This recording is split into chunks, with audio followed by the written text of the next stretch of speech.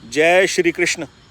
Friends, हर आदमी ज़िंदगी में कामयाब होना चाहता है, सेटलमेंट चाहता है, अपना रेगुलर इनकम सोर्स चाहता है और जीवन में हर सुख सुविधा को हासिल करना चाहता है, अपने परिवार के साथ एक खुशहाल जीवन जीना चाहता है।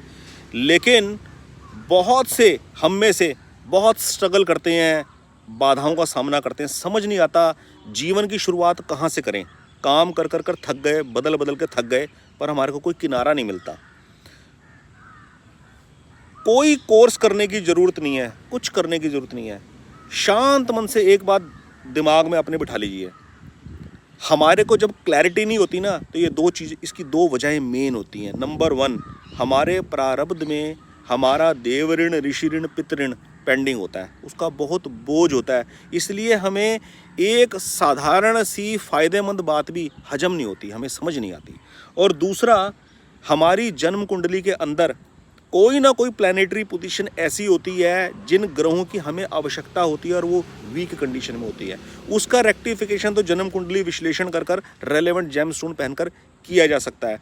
और दूसरा, साथ में नियमित रेमेडीज अपनाकर, पूजा पाठ कर कर, देव ऋण, ऋषि ऋण, पितृ ऋण से चुकता कर कर, उससे हल्का कर कर उस भार को, तब रास्ते का क्लैरिटी होती है। तब आदमी को समझ में आता मुझे किस डायरेक्शन में बढ़ना है, और जिस डायरेक्शन में बढ़ने के लिए वो अपने कदम उठाता है उसमें उसका मन टिकता है, फिर उसको कामयाबी मिलती है। फिर थोड़े में भी बहुत सब्र होता है, शांति होती है जीवन के अंदर। ये दो चीज़ें जीवन के अंदर मेन है। नंबर 1, देव ऋण, ऋषि ऋण, पितृ ऋण को चुकता करना, नियमित रेमेडीज अपनाकर और पूजा पाठ अपनाकर। और नंबर 2, जन्म कुंडली का विश्लेषण करवाकर यदि किसी ग्रह की कमजोरी है उसका रेलेवेंट रत्न धारण करना। ये बहुत कारगर उपाय है।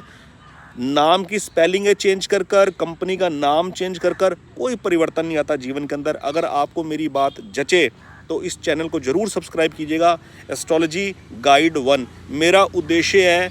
जो इंसान एस्ट्रोलॉजी के नाम पर, न्यूमेरोलॉजी के नाम पर, वास्तु के नाम पर फंसा पड़ा है, वहमों में, अंधविश्वासों में घिरा पड़ा है, उसको वहाँ से छुटकारा दिलवा के सही रास्ते पे डालना, सही ट्रैक पे डालना। बहुत बहुत धन्यवाद।